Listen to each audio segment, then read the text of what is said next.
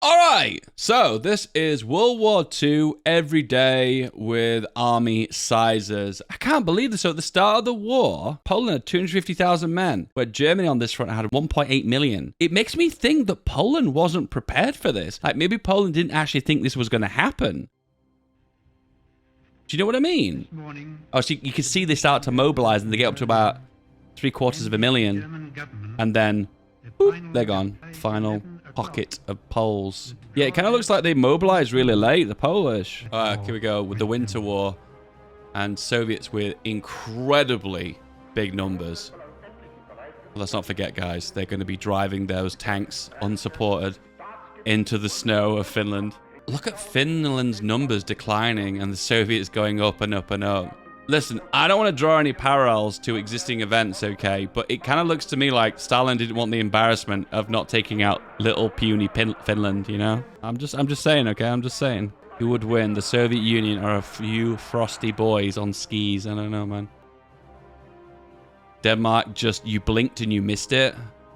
It's interesting how the Norwegian War pans out. Because a lot of French and British troops were sent to Norway to try and defend it, but didn't work out, I guess. Oh my goodness.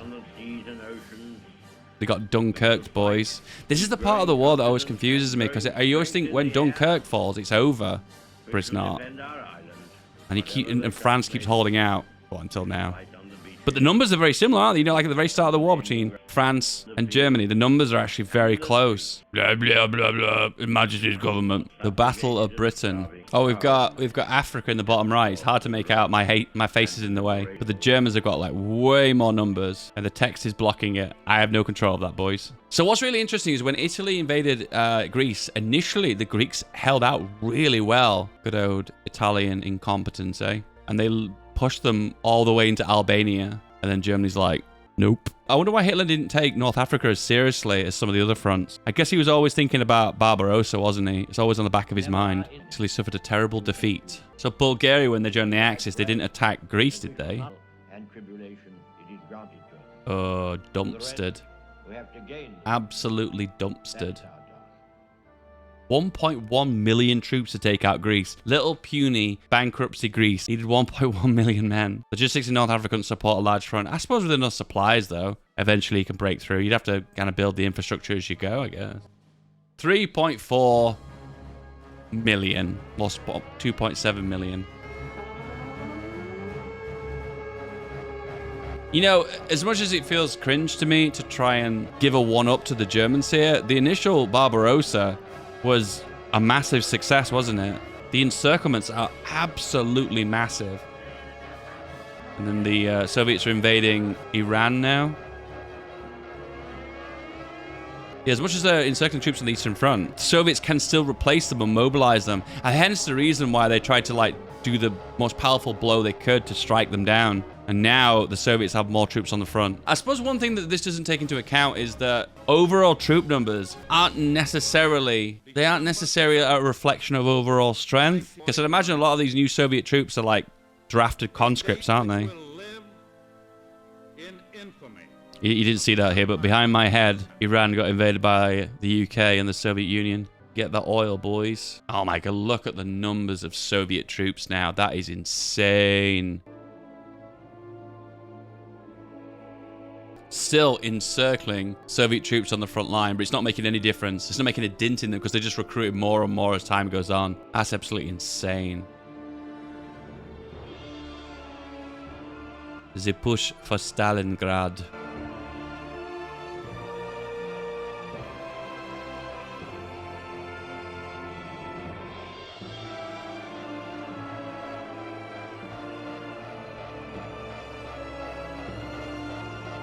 Everyone remembers this part of the Cuban region, can't you guys? Everyone remembers going into this location and being like, where's the supply, boys? Where's the supply? Stalingrad has been taken.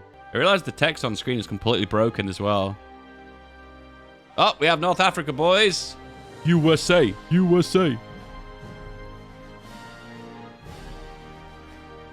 330,000 German troops encircled in Stalingrad.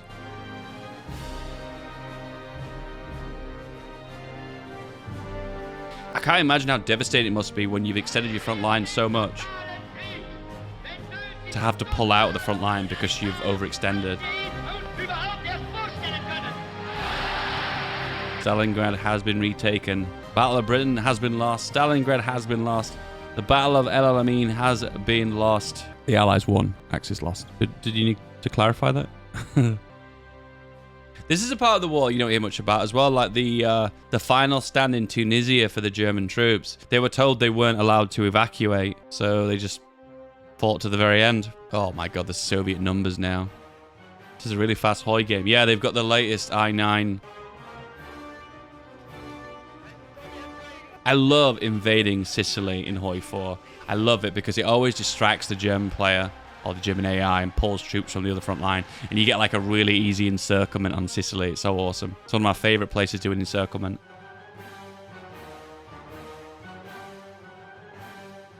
Italy has capitulated. That's one thing you're going to see in the rework, isn't it? Like an easier capitulation on Mussolini. I wonder if there'll be like a ticking war support that's always going down, and when it gets below a certain percentage that Italy might capitulate more easily to recreate Mussolini getting overthrown. Kyiv has been liberated.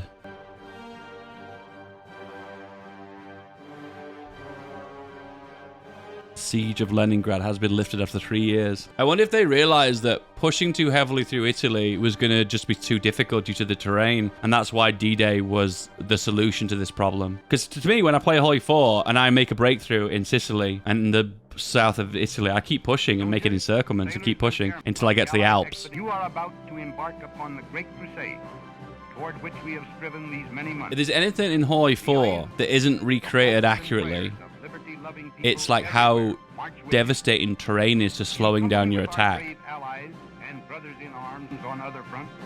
You will bring about the destruction of the German war machine. And this is Soviet's opportunity to like push, activate battle plan. I just wanted to check if that was Hoi 4 music in the video. It is. I think it's Hoi 3, isn't it? Oh my god, look how many troops they have dropped for D-Day. Oh my goodness. This little invasion in the south of France here, you never hear much about this.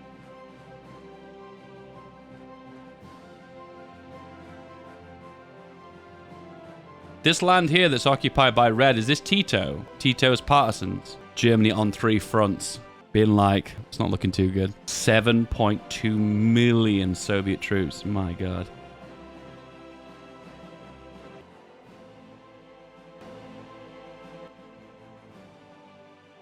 Push. Stalin, you've forgotten about the Baltics, bro. What the hell? Enzig, yeah. Indeed.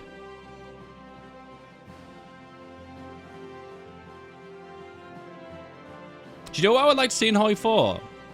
Now think about it, is if a nation is losing, their war support should be like super, super, super low. And therefore, they'll put less resistance to partisans and fighting back. You know what I mean? It would make more sense that way, wouldn't it? If war support and stability is low, then would it make more sense that when you enter territory that you occupy, wouldn't that have less resistance? It would, wouldn't it? Okay, the final thing I wanted to check was if Operation Unthinkable, the invasion of the Soviet Union, would have been a success. And what I want to gauge is the numbers on each side. So 4 million... So 4.5 million versus 5.7 million Soviets. But I suppose they're very equal numbers, aren't they? Only be an extra million more for the Soviets. Look at this awful Yugoslavia with the ball sack down here. Guys, don't forget to like and subscribe. I hope you have an absolutely awesome day, and I'll see you guys next time. You love this video? Well, this one you're going to love even more.